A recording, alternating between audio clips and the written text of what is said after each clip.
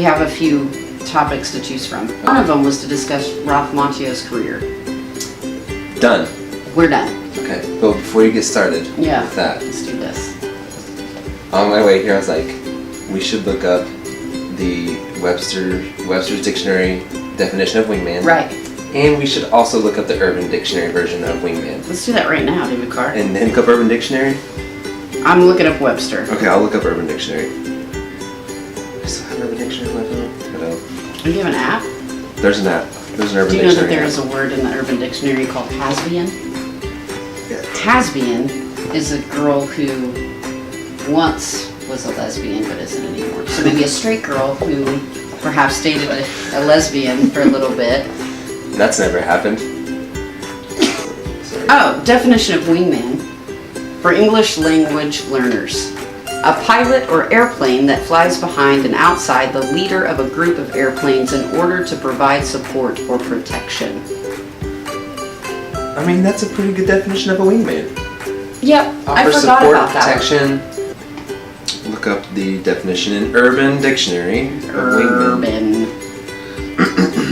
I should probably pre-read this. We should also read text What messages. I wanted to do was like, you and I describe our definition, our personal definitions of what a wingman is. I need to make myself look pretty. Urban Dictionary version of wingman. Got it. A wingman is a guy. What? Apparently, Stop. A wingman is a guy you bring along with you on singles outings. Parentheses, like to bars. Oh. That typically in these ways, colon. Mm. The wingman will always be there to occupy the least attractive girl of the pair so that you may engage in the hottie. Often when an attractive girl is out with an ugly friend, she often feels restricted to not leave that ugly friend alone, thus making the hot girl untouchable. When the wingman technique is used, both girls are approached by the men, and the wingman automatically engages in conversation with the ugly girl. Well, see, then I would never be a wingman. Right? Now that the hot friend sees that the ugly girl has finally found a man, she is now free to start scouting. This is where you come in, unexpectedly, accidentally, and begin catching up on old times with the wingman. The wingman offers the ugly girl to dance, parentheses, which rarely happens to her. I don't know. She won't be able to resist. Oh, let's read the important note. There's an important note. Keep in mind that a wingman should never be too inexperienced or he will hold you back. The wingman should always be of equal or greater knowledge than you. Here's what I want to know. Okay. How far does that go? Like if I'm wingmanning, do I have to sleep with the ugly girl? Do I have to take it all the way? Well, that was a good enough. That was a good enough one, right? I don't know who's watching this. I'm sorry, what? Don't forget to subscribe. Actually, you and I being each other's wingmen, a woman can be a wingman. For sure, for sure. But you and I don't hang out in bars. And we also don't help each other get girls. Neither of us need assistance. Technically, you did help me get a number recently. You pulled a wingman. I did. You did. I did. And it was a female. It was. But it wasn't. But it wasn't. Yeah. It wasn't like that. But we're going to tell you about that. We'll talk about that in a moment. For me and you, it's more like, dude, this really great thing happened to me today and I want to share that with you, or I need help in this particular area in my life. Can you help me? Or do you know someone who our wingmanism, because it's a disease, help each other navigate life together. Just a best friendship. We're not helping each other. We're not helping each other pick up chicks. So what would be... I mean, we could. Let's not sell ourselves short. I'm pretty sure we could. I could totally do that for you. You could totally do that for me. But guess what we don't need? Help in that area. Nor do we want it. We don't. Neither of us do. For different reasons. Totally different reasons, but neither of us are interested in that. That's true. Make a great wingman. That is what this video is about. There were a number of different ideas that came across, And I think that we will probably get to those. And you can also suggest more. Don't.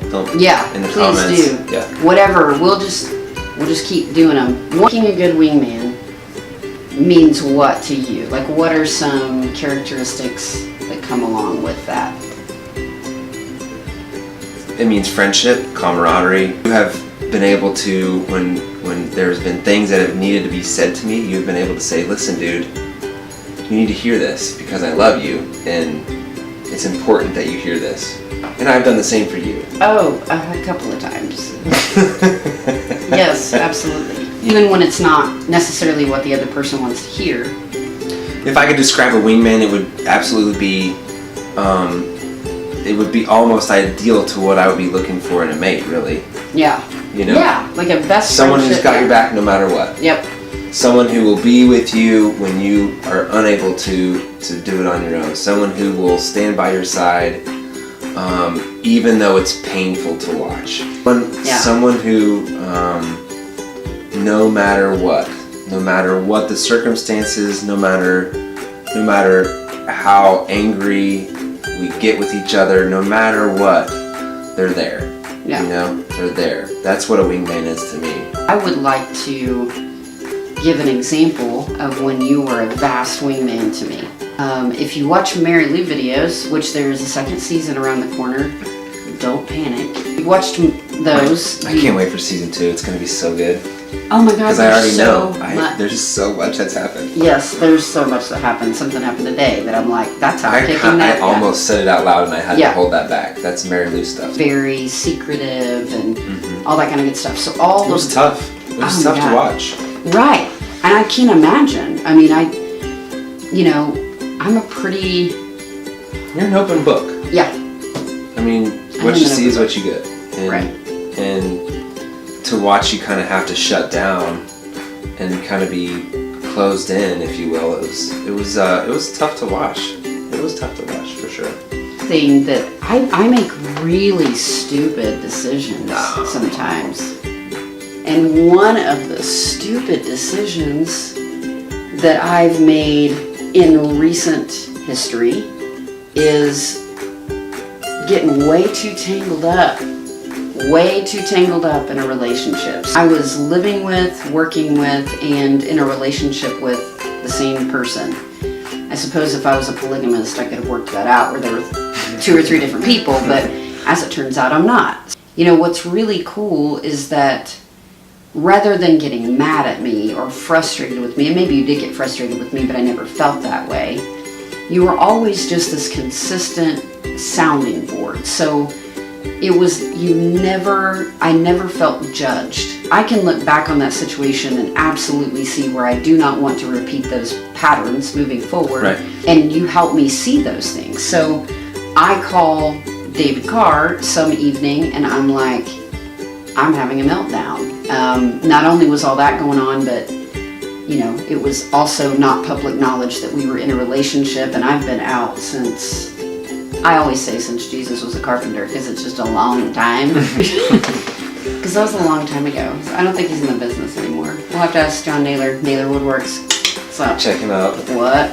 I was living in this turmoil, and there were only a certain number of people that my girlfriend at the time was comfortable with me even talking to, that we were even dating, let alone that there was trouble and things of that nature. I've been out since I was 18. I'm 41 and technically a half now. It was this, I went backwards. There was an element of that caused me to almost move back in time in my own life, where you were just like this consistent sounding board and loving, supportive person, to the extent of even attempting to visit with her one night, because you're just that guy. I mean, you're just the guy that's like, okay, I'm going to offer you this other perspective to see if I can help you open your mind a little bit. Relationship, but certainly a wingman friendship, it kind of gets easy to take that for granted. And I think in times like that, when I literally thought, I'm going to implode, and then my world really did sort of implode when we broke up, because I had all those things intertwined. Now I'm homeless and I'm jobless and I'm girlfriendless. So But one of the things that you've always told me is that, you know, God, the universe, whatever you choose, Buddha, whomever, to see as your higher power, that being will always take care of things as long as we're in alignment, right? As long as we are... That's the key. Yeah. That's the key. We have to be in alignment, because when we're not in alignment, it's just, you know, not being in alignment means we're in self-will, and if we're in self-will, we're trying to run the show, and it never goes well. Learned that, you know, firsthand, the hard way, and I've had to face that. We've had to face that head on, you know. Well, it's hard too, because we've talked recently a lot about resistance, and I think that when I'm in resistance to my what is, which I very much was at that time, I very much, and you know, like I said, you can look at the Mary Lou videos, but I was very much, I did not like the idea that I was no longer working with children. I didn't like the idea that that relationship was over. I didn't like the idea that I, as a result of those things, was shacked up with an old woman out in the woods. I had to get to a place of accepting that. And until I was able to do that, I was not able to have gratitude, really. I mean, I was grateful, I think, initially for shelter and all those not easy, but all those things that are kind of obvious, I guess. Well, just kind of naturally, because you're such an open book, as soon as what I saw was as soon as that ended, as soon as there was a cut there, it was like all of a sudden even though you were in so much pain and you were in so much heartache, and that was real, that was validated for sure, you again became this open book immediately, because you could talk about what you wanted to talk about, you could express how you wanted to express them, and I believe because of that, you know, the universe provided exactly what you needed when you needed it. You're absolutely right.